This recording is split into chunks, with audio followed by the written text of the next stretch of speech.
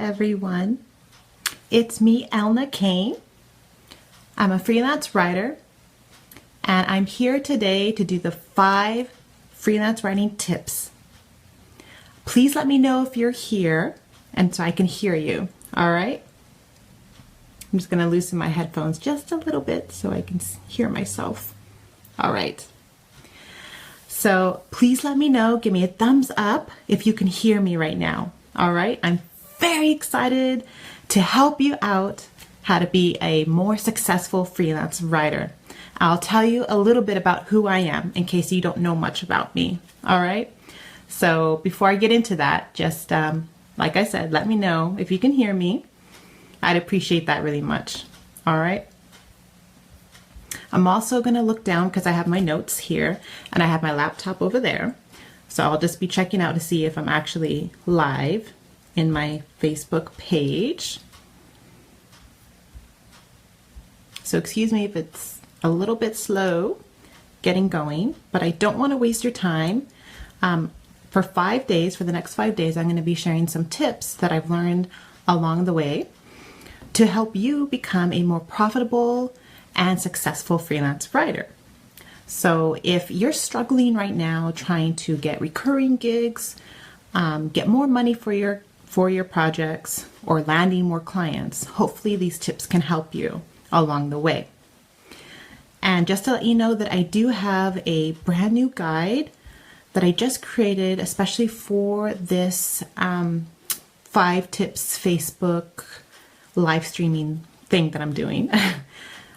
It's accelerate your income, or accelerate your freelance writing income in 7 easy steps. So the link is right above. So go ahead and click on it and grab your guide. And it lays out the exact 7 steps that I did to help me grow my income as a new freelance writer. Okay. Oh, I do see myself that I am live. That's great. So, like I said, let me know that you're here. I want to get to know you guys. Say hi and let me know how you're doing. And go ahead and introduce yourself if you want. And I will tell you a little bit about me. So, my name is Elna Kane, and I've been a freelance writer for almost 3 years now. I also have twins. They just turned 4 years old this January, and they'll be heading to school in September. But up until this time, they've been home pretty much every day. They don't go to daycare. I don't drop them off anywhere. They are with me every day. But during that time, I was able to grow my freelance writing biz and actually make a living as a writer. Now, I also have other income streams. I have a course for writers called Write Your Way to Your First K. And I also do a little bit of affiliate marketing on my Twins Mommy blog, as well as my Elna Kane blog too. So those 2 income streams help me. Before, I was doing some coaching, but I no longer do coaching for freelance writers. It's very exclusive to my course students, just because that took a little bit of time out of my day, and I'm really strapped for time lately. So, but all right, so I'm gonna get started. And before I begin, these tips are skills for profitable freelance writing, and what successful, profitable writers possess. Okay, and these are the skills that I think that you should have to help you grow your income. Okay, so the first skill that I believe is what you need is the ability to self-motivate and to manage your time. Now, as a new freelancer, if you're working full-time, you're doing this as a side hustle, right? I know a lot of people are. They're building their freelance business on the side while they have a full-time job. And once they get more income from their side hustle, then they have the confidence to quit their full-time job and do this full-time. And then there's other people like myself who stay at home. They're a stay-at-home mom, and they just want to do something extra while they're at home taking care of their child. And it's, that's perfectly fine. That's what I did. But when you start trying to attract clients and pitching and having those skills and things that you need to build your business, you do need that self-motivation that you need to help yourself. So I know a lot of freelance writers, after a while, they sort of get distracted quite easily, especially on social media, with email, with just life in general. You might have people calling you to go out for coffee, or you might have your neighbor ask you to do a project with you, or even your in-laws or your parents, because they don't really understand that, since you're home and you can pretty much work anytime, then that means you have any time to do whatever you want, right? But successful freelance writers or any successful entrepreneur online have set times when they work. So for example, for me, I start working at 8 a.m. and I work throughout the day until around 5 or 6 p.m. And during that time, I do break up my day to do my mom mode, and then my work mode. And then another aspect, when you think about these projects that you're doing, you want to make sure that you are a bit more, independent in doing those projects. Now, I know for a lot of new writers, they may not know a lot of things, and so they're going to be emailing the client, asking questions, wondering things. But if you're constantly emailing the client about the project details, the likelihood of them reaching out to you again could be slim if they find that they have to hold your hand through the entire project. So be aware of that. You need to start working towards that independency so that when a client hires you for a project, you're able to take that on your own. And some ways you can start developing that skill is to do your research before you get that client.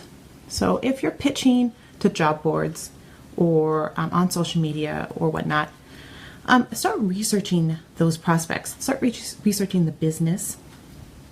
I'm sorry, there's a glare in my glasses, so I just trying to find a nice way here. I'm going to lower my screen there. Okay. So,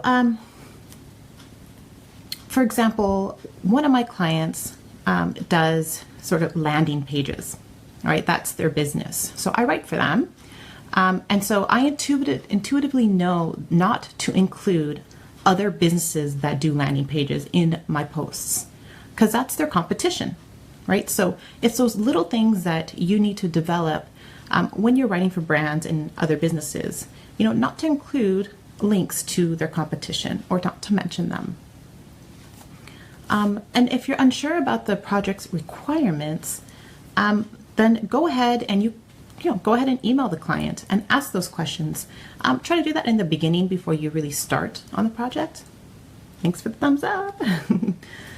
And so email them, and then what you want to do is you want to create a file for that project or for that client, so that whenever you get a response to those questions, put them in that file and have them on a Google Doc or wherever, on Evernote or whatever, and refer to that during the project so that you're not, emailing them back and forth. Other ways to minimize asking questions, you can, like I was mentioning, scope out the project before you actually take it on. So this is when you start asking those questions. This is when you research the brand. You go on their Facebook page, go on social media, see what kind of content they have, what they value on their content. Yeah, that's what I would do.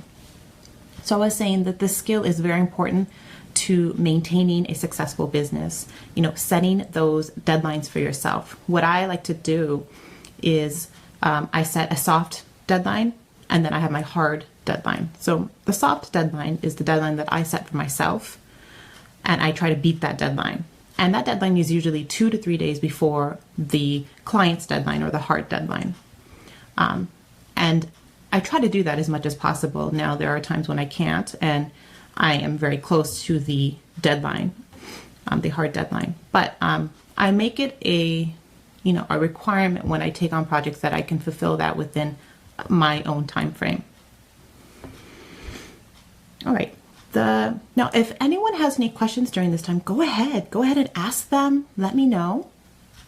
I'm using my iPad, and this is the second time I've done a Facebook Live on my iPad, and I don't get, I don't know if I'm getting comments or if I'm seeing questions on the iPad. So I might be referring to the laptop next to me. If you guys are asking questions or whatnot, or just saying hi to me, I'm here. Okay. So the next profitable skill that you should have is the skill of being able to write engaging and valuable content for an online audience. Now, my service is mostly blog writing. All right, so I write blogs for brands and businesses, specifically for in the B2B niche. Now, that's not to say that there's tons of different services you can provide. You can write press release, you can do magazine publications, course curriculum, all that other things. But for these tips that I'm providing, I'm primarily going to be talking about establishing valuable content for online audience. And this usually means blog posts. It could mean a landing page or anything that's online on the brand's site. So what does this mean? Like, I get questions from new writers asking about online writing and how to make an engaging blog post. And it does take a lot of skill, but it's easy to pick up once you recognize those certain elements in a good blog post. What I find is essential is a clickable headline. Clients may give you that headline beforehand, or they may not. So it's up to you to create that highly engaging and clickable headline so that when it's shared on social media, people will gravitate towards that blog post that you wrote for your client and click on it. You also want a strong introduction to any blog post that you write. If it's for yourself on your own personal blog, if it's a sample for your freelance writing business, or if it's for your client. And what this means is that the likelihood of someone clicking on that headline and actually reading your post, or any post for that matter, is slim. I think there's some kind of statistic or fact out there that 8 out of 10 people don't read past the headline.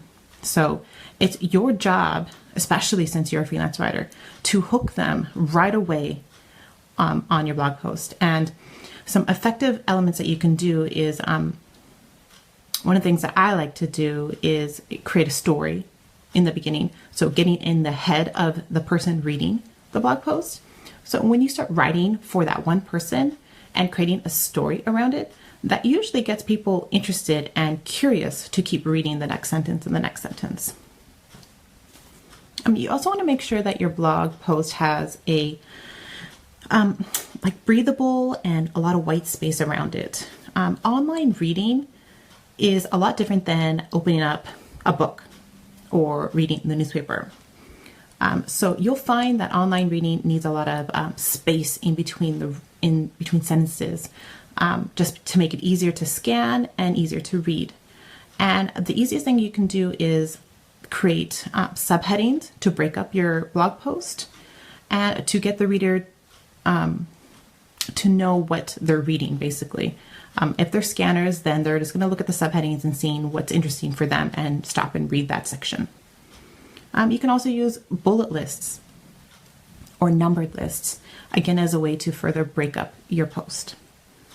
And finally, you need a strong call to action at the end of your blog post. Now, this could be set for the client, They can tell you that they want you to mention their product or their service, or they want to boost their email list.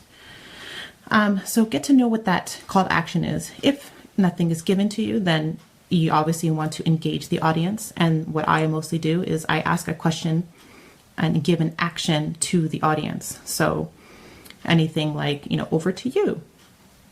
What do you think are the effective things to market on Pinterest, for example? So getting that ball rolling for engagement. And another thing that you need to know as a blog writer for clients is the industry knowledge, basically, of your niche. So I'll talk a little bit more about your niche, but once you figured out your niche, get to know it very well. And it's okay if you are creating guest posts and blog posts and you're not really understanding your niche because maybe you just picked it out of thin air and you just want to get to know about that. You enjoy the topic, but you don't know much about it. That's fine. The more you write and the more you practice writing in that niche, the more you'll understand it. I did not pick my digital marketing niche when I first started. I picked what I knew, and that was parenting, health, and education. So I learned over time digital marketing and digital marketing strategies. All right, so the third skill that you need to possess to be a profitable writer is the confidence to pitch, negotiate, and value your worth, basically. So confidence is a struggle for a lot of new writers, and for anyone that's interested in learning a brand new skill or the idea of trying something brand new. And it makes sense, right? You don't want to fail.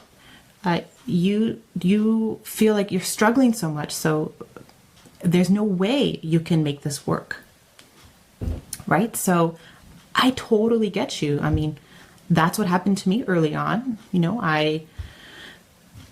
I got my confidence shaken quite early, and I almost gave up on all this. I really had to dig deep down and really just believe in myself and in the ability of what I can do. And, I'm glad I did. And this is where I am today. But, the hard fact is that a lot of new freelance writers will fail within the first few years. So, and that's a hard pill to swallow. But if you don't treat your freelance writing as a business and really focus on the strategy to get clients, to pitching, to negotiating, then it's going to be hard to be successful. So I think of some writers as sort of sitting on the sidelines, right? They're doing nothing to propel their business forward. And that's basically because fear is consuming you, right? You're afraid of putting yourself out there, and you're afraid of rejection, and that's very real. I completely understand that. You may also have analysis paralysis, where you're taking every free e-course that you can get, reading every blog post that you see, and you're doing nothing because you have all this information and you're overwhelmed. Let me know if you're a freelancer that has analysis paralysis, if you're struggling in that realm, or if fear is gripping you and not getting you to take action. I want to hear from you. Let me know. So as I was saying, the most successful freelance writers and the most profitable ones are the ones that treat their writing as a business. They're not seeing their writing as a passion, as sort of this hobby. It may start out that way, and of course it can continue to be a passion. I love writing. It's my creative outlet for me. That's why I write on 2 blogs and I manage other blogs. It's something that I highly enjoy. But I know that my freelance writing and my clients, it's a business. And the best way to sort of change that mindset and start thinking as a profitable writer is to set daily targets. I want you to start framing your days and weeks with a metric to go by. And what I mean by that is I want you to start writing down all the tasks that you sort of need to do in a day or in a week. So if you don't have any clients, your main priority is to land a client. And to do that, you need to pitch. There's different methods to pitching. So I don't have time to go through all the different ways you can pitch. But basically, one of the things you need to do is pitch. You might have to guest post. You might have to create samples. You might even need to create a website. List those skills out and start taking daily targets. So if pitching is your main action that you need to take, set yourself a metric to go by. So tell yourself, I'm going to pitch 5 times today. And you can tell yourself if you're going to, whatever those pitches are, you might set a higher standard and say, I'm only going to do cold pitching. So I'm going to pitch 5 companies today. Or you can just say any type of pitching, guest post pitching, job board pitching, cold pitching. You're just going to hit that target of 5 a day, every day for the next week. You might also set metrics around your writer website. So for example, if you are in the creation stage of your writer website, then maybe you will say that your metric for that day is to create your about page. And once you create that, then your next metric is to create a services page and to take it as a step-by-step process. Once you start having those daily targets that you hit and those metrics in your business, you'll find by the end of the week that you actually accomplish a lot in that whole week. And that will make you have a bit more confidence in your ability to do this, basically. I find that if you're not thinking about the after effects, that feeling of failure or rejection, and you just sort of think of it as a business and think about, okay, I need to pitch today, I need to pitch today, I need to do this today, I need to do that today, then it will help you get further and further along in your business.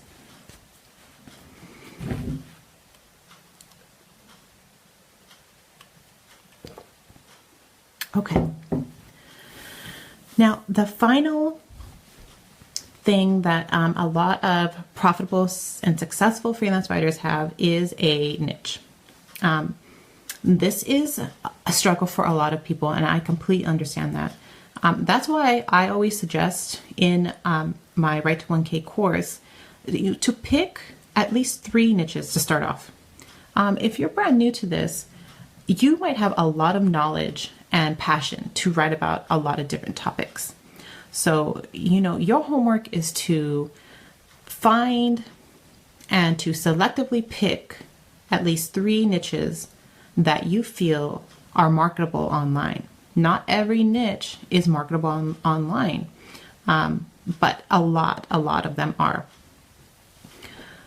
Once you have those 3 niches, then you can start creating samples and landing gigs around that. And then you'll start finding which gigs or which niche is more profitable and which ones you like and enjoy writing in, basically. That's how, like I was saying, that's how I sort of came about my digital marketing niche. Even though I was landing clients in the health niche, I was landing clients in those niches that I started out with. I knew that I needed to learn other ways to market my business. And that's when I was starting to learn about digital marketing. And I landed a client doing social media marketing posts. And with that, and actually had a sample in Social Media Today, I started learning that I really like writing in this niche. I love learning about social media. I love learning about content marketing. And it wasn't until much later that I started really learning and liking email marketing. So when you pick a niche, it might take a while to reveal itself. But if you want to be successful, you need to hone your niche and stick to one niche. That way you can start optimizing your website and start attracting the right client. Clients don't want a writer that's a jack of all trades. They simply don't. They want an expert and a professional in their niche. And they're going to pay premium rates for that. So think about that. You don't want to just be a lifestyle writer. You want to be a paleo writer that is specific to paleo writing. I'm sorry, I can't really I'm trying to think of like yoga or certain types of elements in the health niche, right? You want to break that down. Even though that I'm a digital marketer writer, I can break that down even further and only write for clients that want email marketing posts. Right now, my clients, are grabbing my services for basically social media and content marketing. So I feel like I can handle those two niches quite well. So I'm not having any problems with landing clients in sort of this broad digital marketing niche. But if you find that you are, then maybe you need to start thinking a little bit about like, how can I break this down so that it's unique to me and then I can stand out and grab clients. So as I was saying, clients, seek a professional that understands and knows one particular niche.